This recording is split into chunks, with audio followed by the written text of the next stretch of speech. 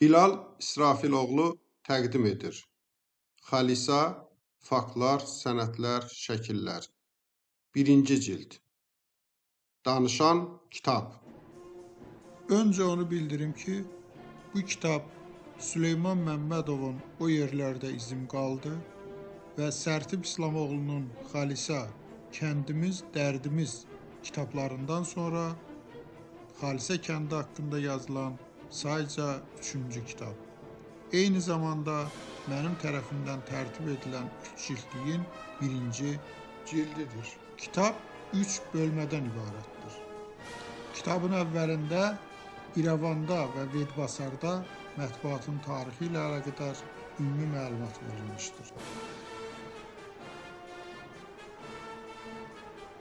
Kitabın 1-ci bölməsi faktlar adlanır.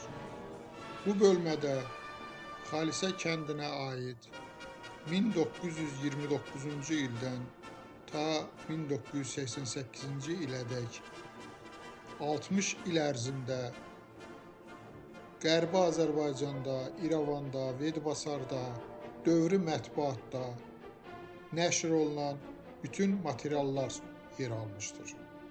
Xüsusən 1929-30-cu illərin sonunadək Qızıl Şəfəq qəzetində dərc olunan materiallar xüsusilə əhəmiyyətlidir.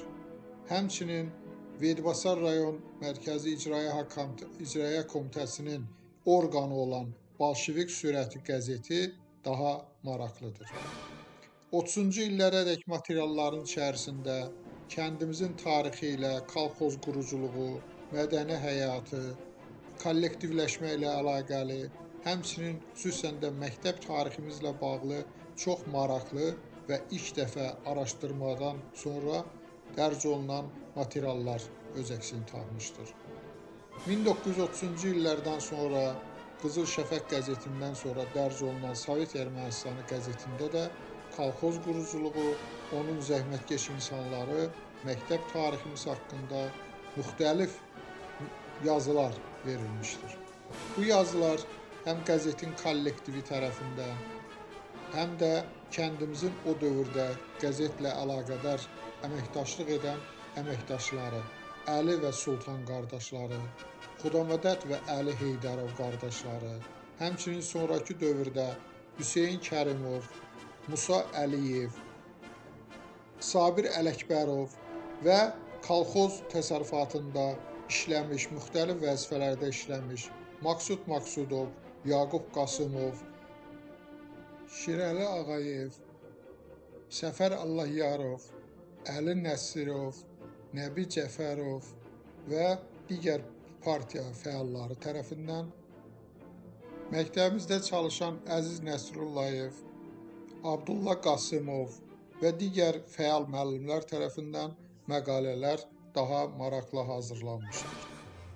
Və eyni zamanda xüsusilə Qızıl Şəfəq qəzetində 1929-36-cı illərə dair Vedi rayonunun digər kəndlərinə, xüsusən qonşu kəndlərinə aid olan şura sədrləri, kolxoz sədrləri, kolxozların yarışması ilə əlaqədar ən maraqlı, mühüm bildiyimiz materiallar da kitabın bu bölməsində əks olunmuşdur.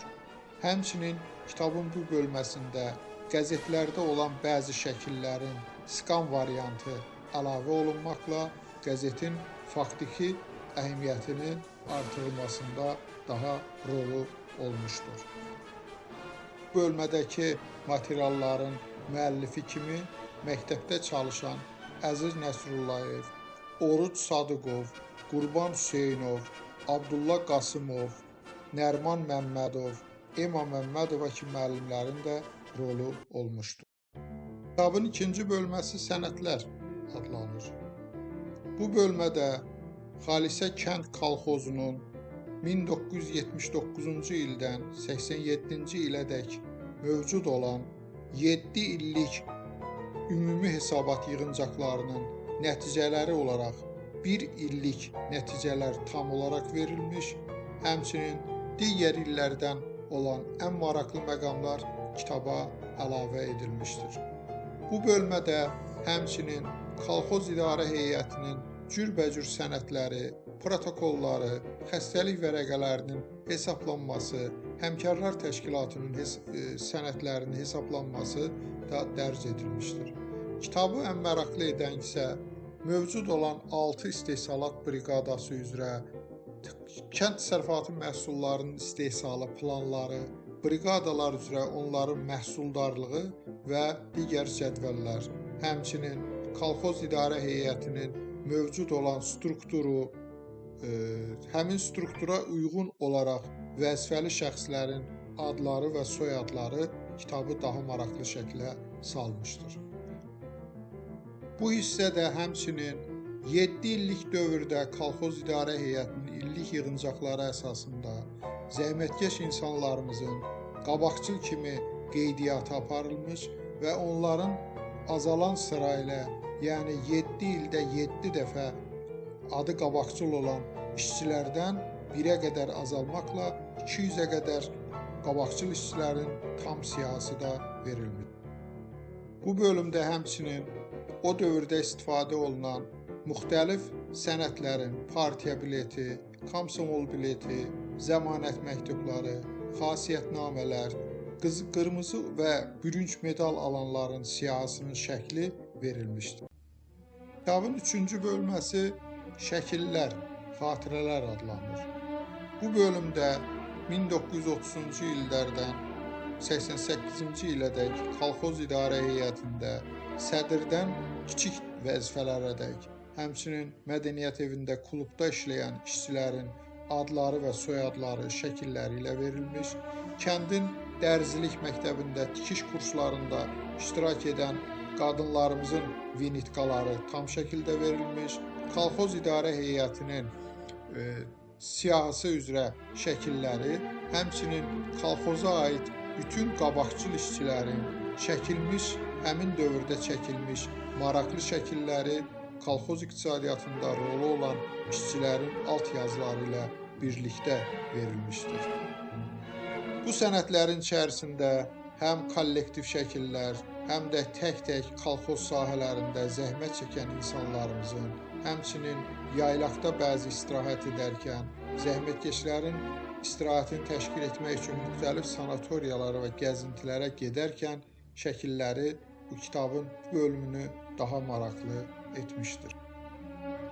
Kitabın sonunda bəzi statistik materialların gətirilməsində göstərdiyi köməkliyə görə Sabir Ələkbərova minnətdarlıq və şeirindən bir bənddə əlavə edilmişdir.